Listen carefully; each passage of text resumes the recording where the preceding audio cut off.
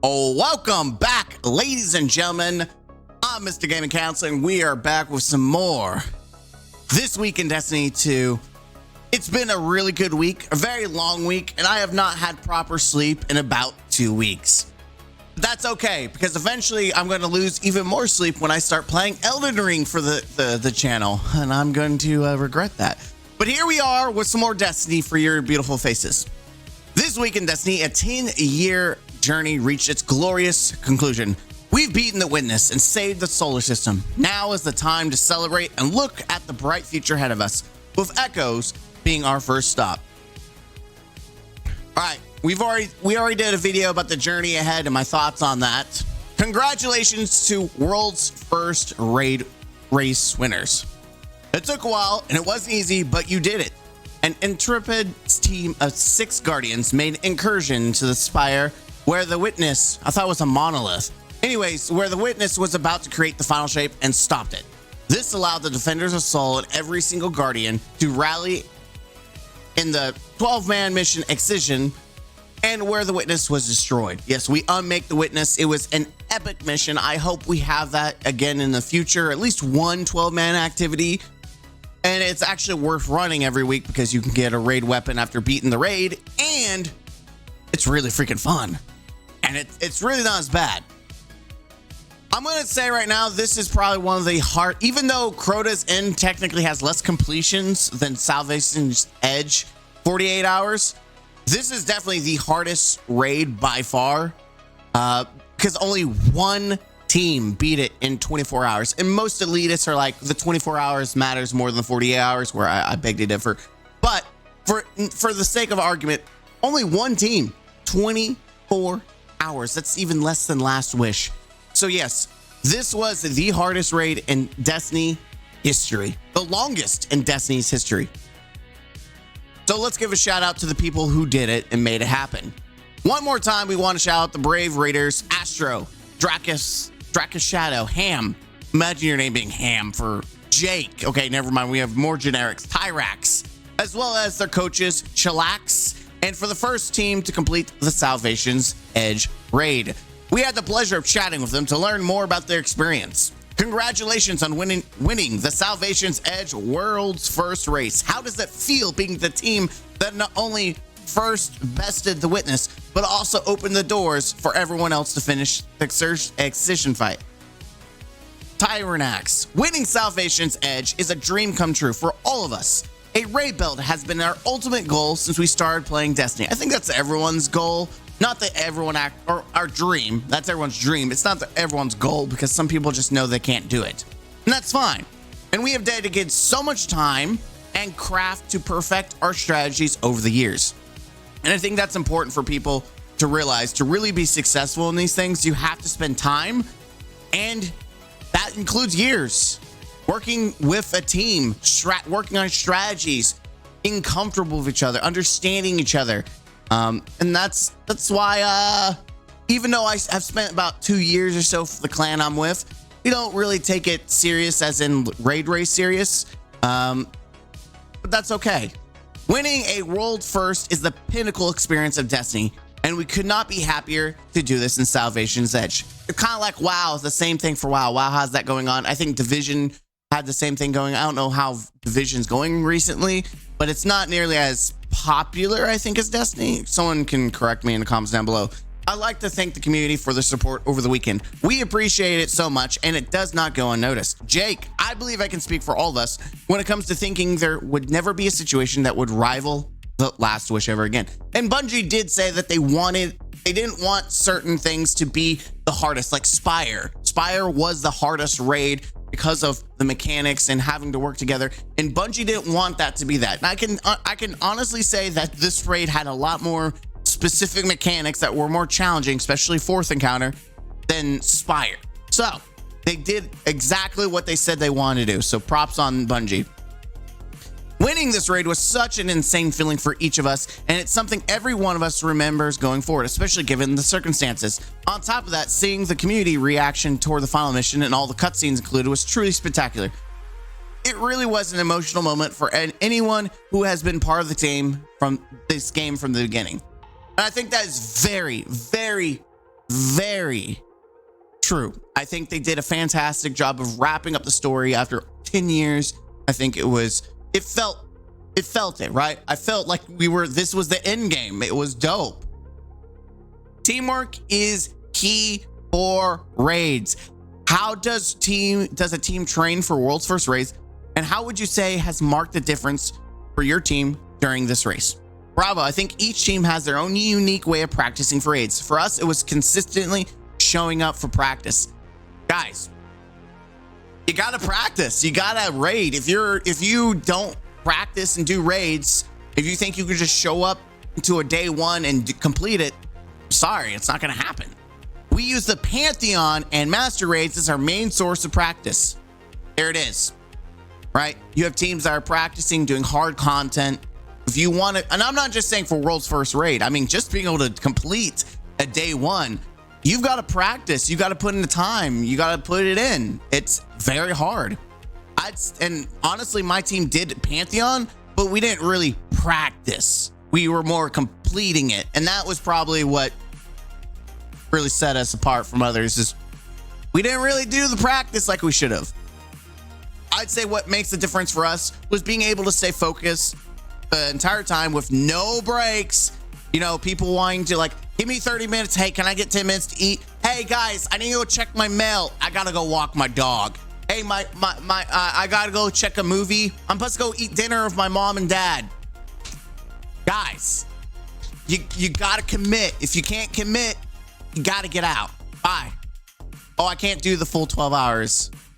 I can't do 24 hours, or I can't do 48 hours. Bro, why are you even day oneing?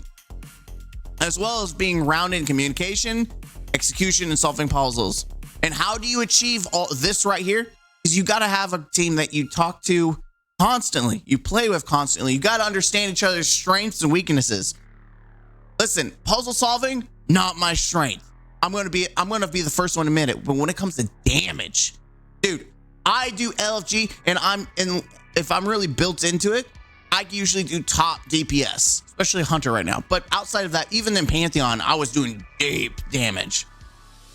And that's kind of like my strength, is I can do some great damage. I can do some great damage rotations. Like I'm good. But as we saw with the final shape, they mixed it. Salvation's raid was not just about doing damage. It was about survivability. It was about puzzle solving, especially the fourth encounter, which stumped people for, I don't know, 12 hours or more, something like that. It was a lot.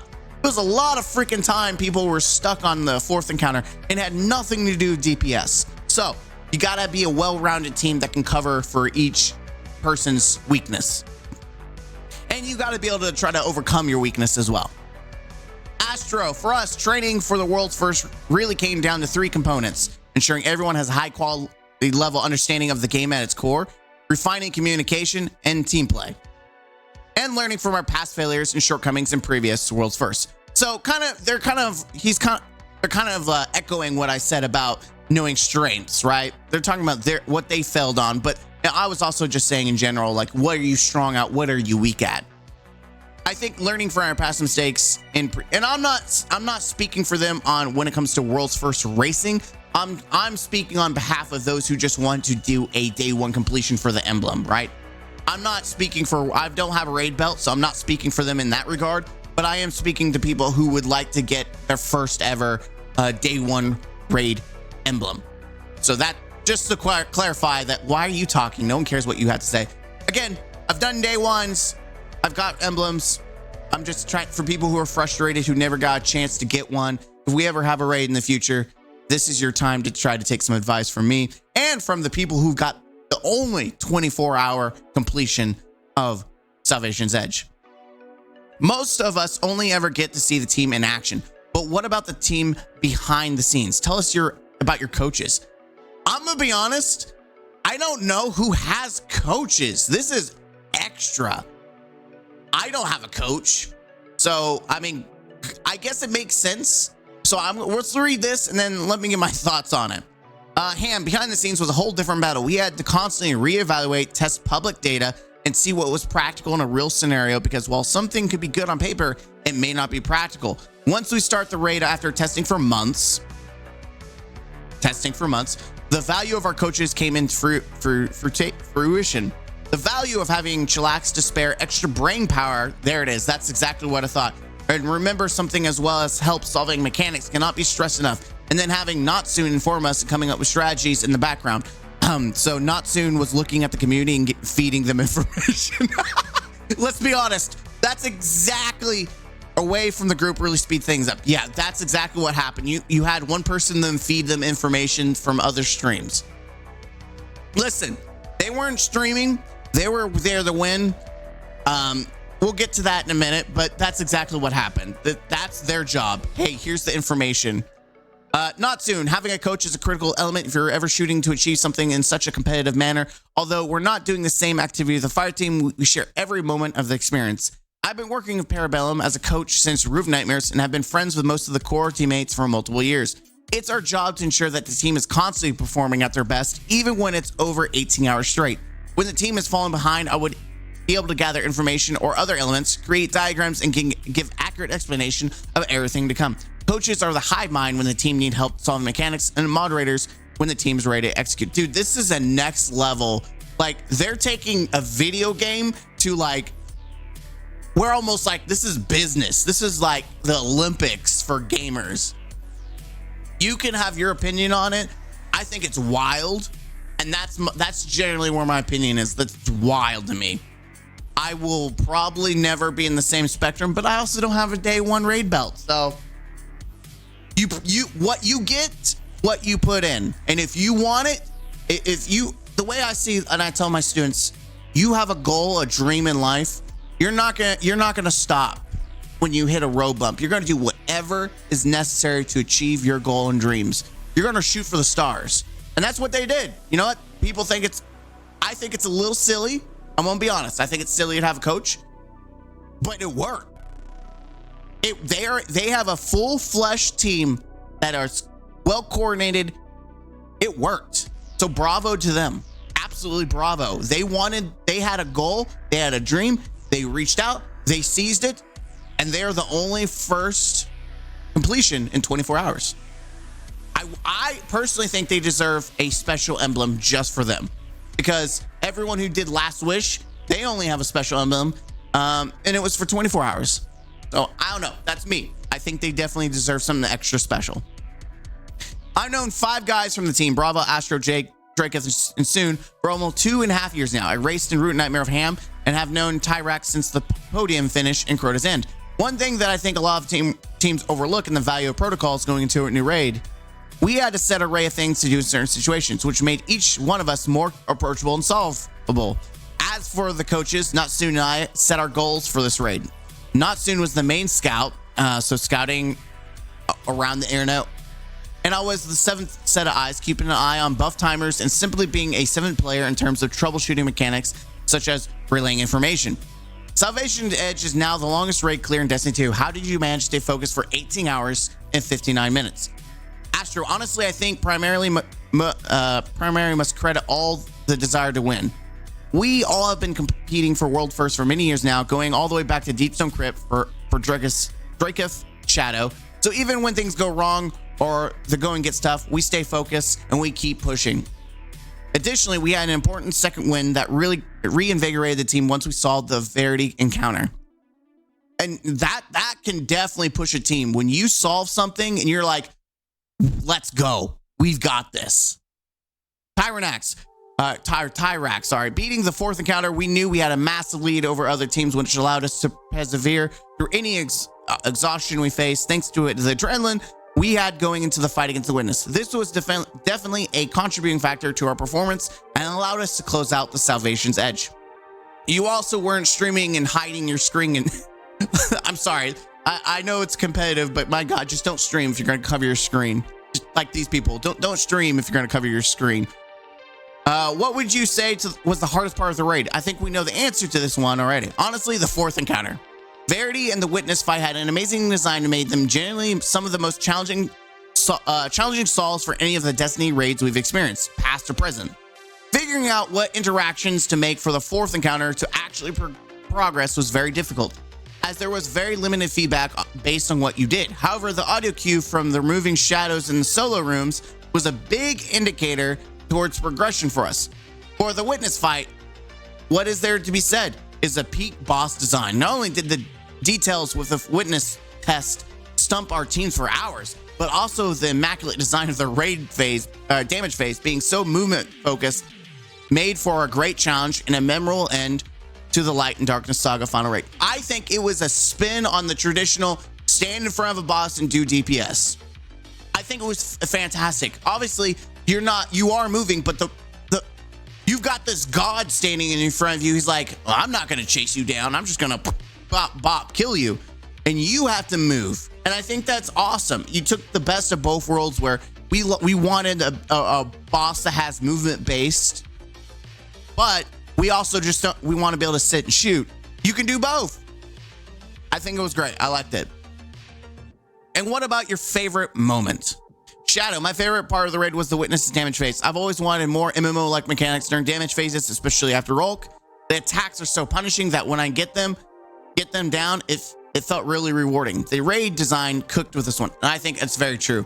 I think once you understand how his beams go and you're able to move around, it feels good to get through a damage phase and not die. Bravo. The attacks are so punishing that, my favorite moment in the raid was our team dubbing the witness's wipe mechanic as anime ice. I said that! Holy crap! They dubbed it, but that's what I dubbed it. I didn't even... What? Dude, we're on the same wavelength. I literally say anime... Well, not anime eyes, but I say the anime sound effect. The way its eyes flash before it tries to kill the whole team with a floor's lava mechanic was truly iconic. Dude, I literally say the anime sound, and people are like, what are you talking about? Because he does the glow, and any character is like, I got you. I glow, and then they do the epic attack.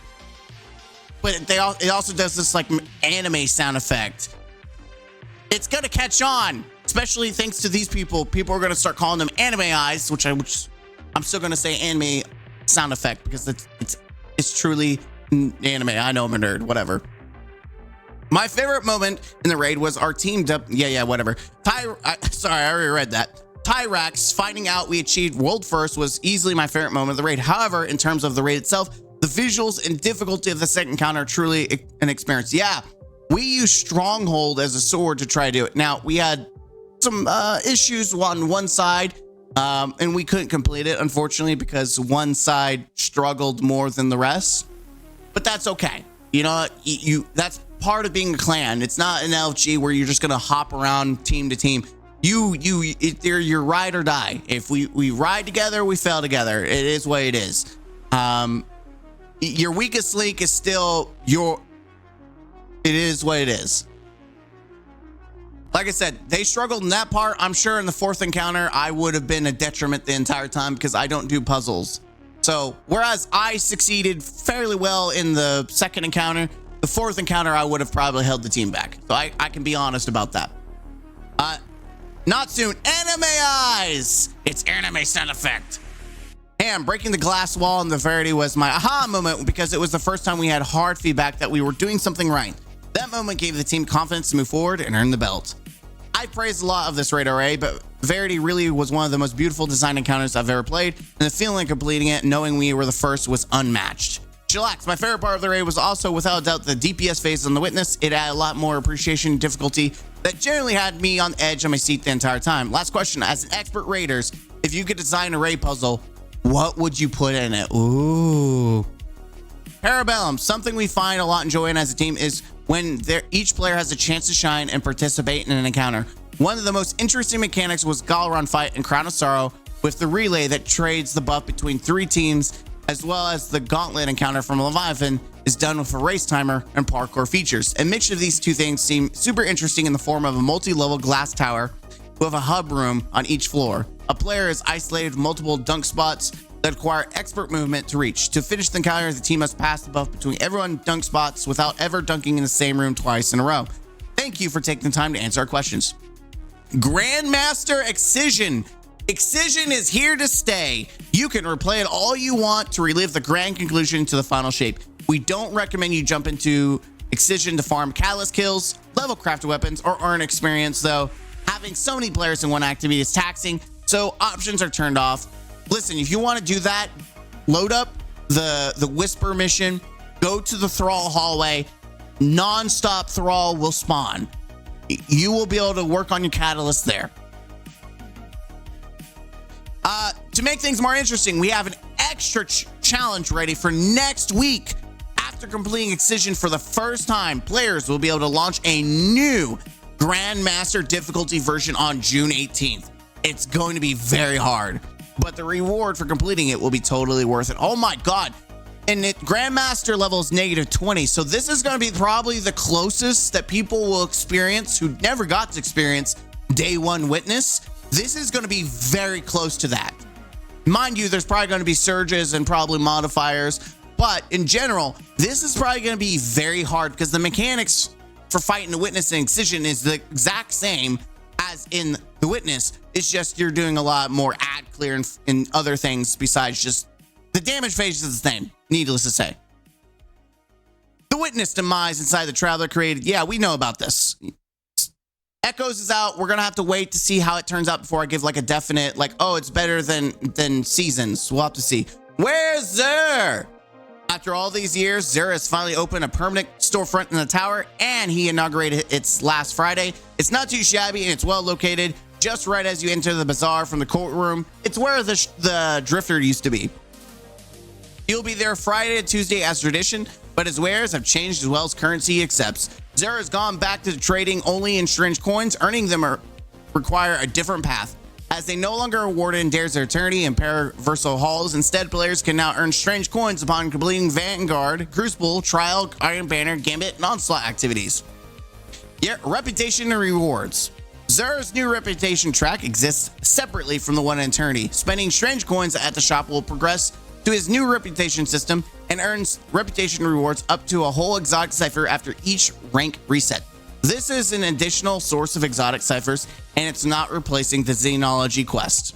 Good. We now have 3 ways of getting ciphers. Xur's weekly quest, just leveling up Xur, and then leveling up Raul. I think Raul is the easiest way because you just can pop a bunch of exotics if you've been hoarding them, and you can rank them up pretty quickly.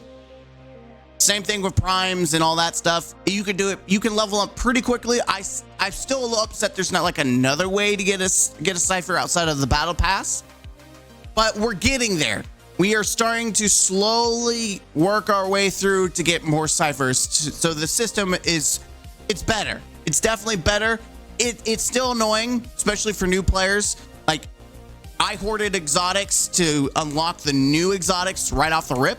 New players, you had to play legendary 3 times to get the new exotics on each class, and you only get 1. So it is annoying in that regard. Yeah, so they added exotic catalysts. They added 3 exotic weapons, so you have more selection with Hawkmoon, so you get your random rolled Hawkmoon.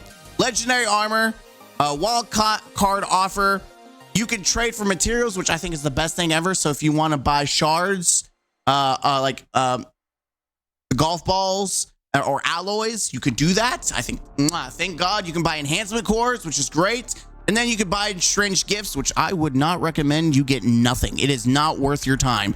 It is garbage. I got blues. Do not waste your time with strange gifts. All right, check the new sword archetype. So they're talking about the Wayframe. The Wayframe is also on the exotic Argo Sum special sword. It's a really cool, fun frame. I don't know if it's good for DPS, but it really is good for ad clear. When using the heavy attack, the new subfamily allows players to send a shockwave uppercut that will send you into the air. It's really cool. Back to Trials of Osiris. After proving yourself against humanity's greatest foes, it's time to go back to training. What better place to do so than Trials of Osiris? Saint 14 will be offering the Summoner. Ew. That's not what people are excited for. We want the new, not the old new. Ew. This weekend for those capable enough, as well as the new currency, Assyrian Cipher. Yes, because getting rid of legendary shards and adding another currency to what we have to babysit. Let's do that. I love having 30 different currencies in one game. That's always fun and not confusing for players, new players. The new and very aptly named currency can be exchanged for a reward every weekend. You can get 4 after opening the flawless chest at the lighthouse, or 1 after completing a passage of persistence. You can have up to 10 in your inventory. Use them wisely. And then oh my god. Okay, this is definitely art, but I wonder if it's based on someone actually cosplaying, but that looks good. Oh my god, the Destiny community is so good when it comes to art. Who? Machin83 and one grits from Italy. Mwah, great job. All hail the king, the Rat King. Rat King is a very unique weapon that is not only very fun, and if everyone in Fireteam is using it, but also very powerful. Fast TTK, yeah. Easy of use, yeah. Invisibility on kill, C. You can now renew the look. Yeah, this is obviously them trying to sell crap to you. Buy an ornament that really doesn't do anything to the gun or change it.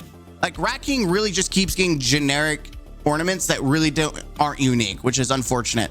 Like we need like an actual rat on top, or the mouth is like a giant rat. Like, so, I don't know, they could have been unique, and they refuse to be unique with these ornaments, so I'm not buying it. And then you could buy the Rat King helmet, which is, yeah, cool, neat, whatever. This is just obviously a plug for them to try to make money. Contest mode emblem, you can't get anymore.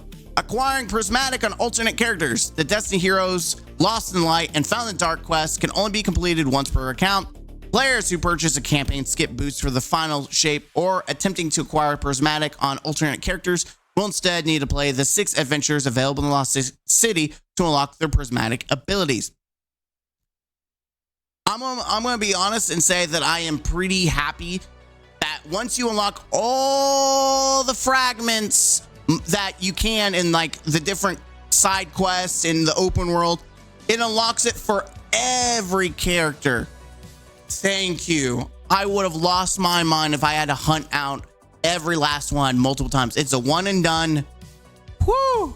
But you do have to play through the, either buy the skip and do the 6 adventures, or you have to play through the campaign and get the rest of your kit unlocked, because there's certain things that you can only get in the missions.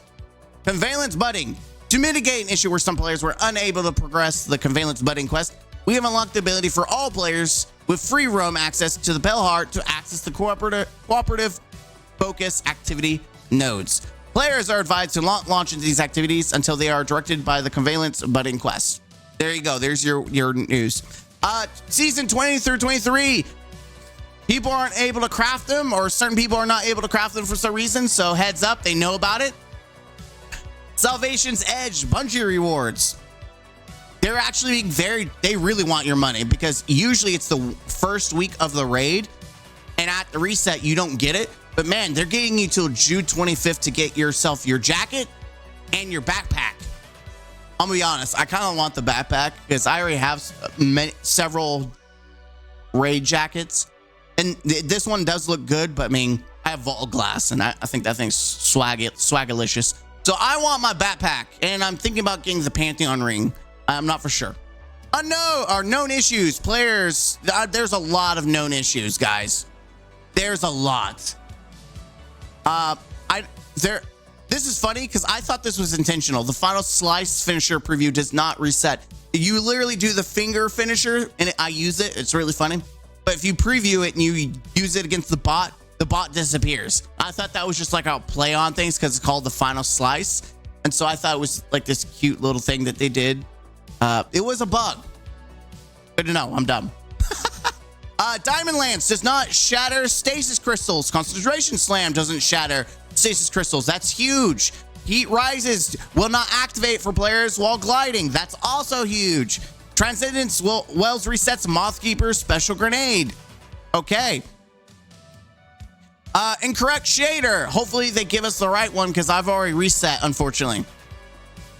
Some weapons do not receive enhanced perks. There's a lot, guys. There is so many different issues popping up, but nothing that I see is necessarily game breaking. Maybe it is. You can let me know. But here it is for your beautiful faces. Oh, this is pretty huge. Enhanced physic and correctly grants restoration ×2 instead of lengthens restoration. Dude, I'm gonna be honest, I thought that was intentional. I was like, that is so strong. Like, physics with Circle of Life on no hesitation new auto rifle is so good. Now, granted, the auto rifle feels pretty weak in in-game content. Like, I'm just sitting there pelting things and I'm like, man, I just want to use incandescent instead of Circle of Life. But physic is really good. It's just free healing, but it's supposed to just lengthen restoration, not actually heal you to the max. All right, and some more art to show off to the Destiny community. Probably one of the best parts of the Destiny community is you gotta love it, man. You gotta love it. Won't give up the lights. Make it out. Nice. And we are done. Well, is there anything you are planning to do today other than keep playing the Final Shape? Yeah, same here. Let's get back in the game. Yeah, I'm going to continue to play because I'm going to try to hit the pinnacle cap, try to unlock all the weapons, and then I can go play Elden Ring. That's my goal. I thank you guys. Hit the like button, comment down below, and don't forget to subscribe to the channel for more. Until next time, be the best version of yourself, and game out. Huzzah.